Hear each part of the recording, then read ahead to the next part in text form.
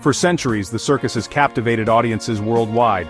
The sights and sounds, the smell of popcorn, the thrill of the unknown, it's a sensory feast that leaves a lasting impression. At the heart of this spectacle are the animals. Majestic elephants balancing on tubs, agile tigers leaping through fiery hoops, playful sea lions balancing balls on their noses. These acts have amazed and delighted generations.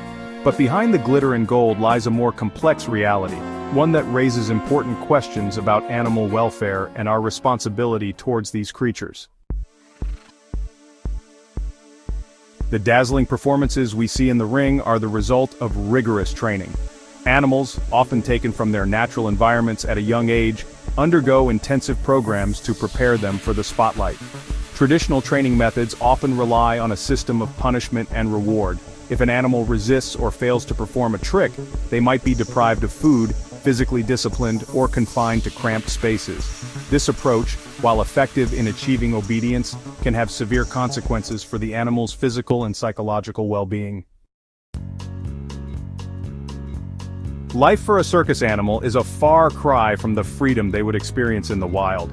Confined to cages and trailers for long stretches, they endure constant travel, unfamiliar smells, and loud noises. These cramped and unnatural conditions can lead to stress, boredom, and frustration. Imagine spending your days in a space barely large enough to turn around in, with little opportunity for exercise or social interaction. This is the reality for many animals in traditional circuses. Performing unnatural tricks can take a toll on an animal's body. Elephants, forced to stand on their hind legs or balance on small objects, often suffer from arthritis, foot problems, and spinal injuries. Big cats, made to jump through hoops of fire, risk burns and respiratory issues from smoke inhalation. The constant pressure to perform, coupled with the physical demands of their acts, can severely compromise their health and longevity. Section 5. Shifting Sands. The rise of animal-free circuses. In recent years, there's been a growing movement against the use of animals in circuses. Public awareness of the ethical concerns surrounding animal welfare has led to changing attitudes and legislation. Many countries have implemented bans or restrictions on wild animal acts, forcing traditional circuses to adapt or shut down. This shift in public opinion has paved the way for a new breed of circus, one that focuses on human artistry, acrobatics, and theatrical storytelling, leaving animals out of the equation. Section 6. A Tale of Two Circuses, Ringling Brothers vs. Cirque du Soleil. The contrasting fates of Ringling Brothers and Barnum and Bailey Circus and Cirque du Soleil illustrate this changing landscape. For over a century, Ringling Brothers was synonymous with the traditional circus experience, complete with exotic animals performing crowd-pleasing stunts.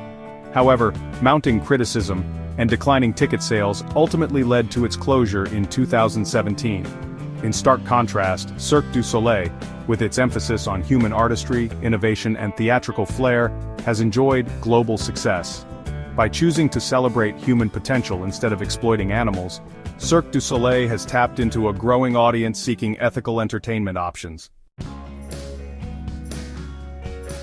Section 7. Experts Speak Out. The Case for Compassion. Animal welfare experts and veterinarians have long voiced concerns about the treatment of animals in circuses.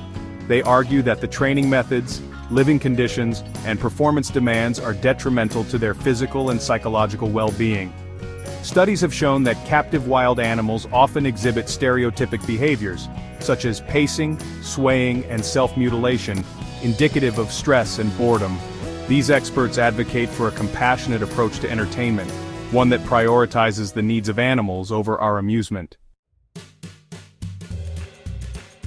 Section 8. What you can do. Be a voice for the voiceless. As individuals, we have the power to affect change. By supporting animal-free circuses and entertainment options, we send a clear message that animal exploitation has no place in modern society. We can educate ourselves and others about the plight of circus animals, write to our elected officials urging for stronger animal protection laws, and donate to organizations working to rescue and rehabilitate circus animals. Every voice counts in the fight for a kinder, more compassionate world. Section 9. A Final Roar, Towards a Kinder Future. The roar of the crowd should not come at the cost of an animal's suffering. As we move towards a future where animal welfare is paramount, let's choose entertainment that celebrates life, not exploits it. By supporting ethical alternatives and advocating for change, we can help ensure that the legacy of the circus is one of wonder and amazement, not of suffering and silence. Let the final roar be one of freedom and respect for all creatures.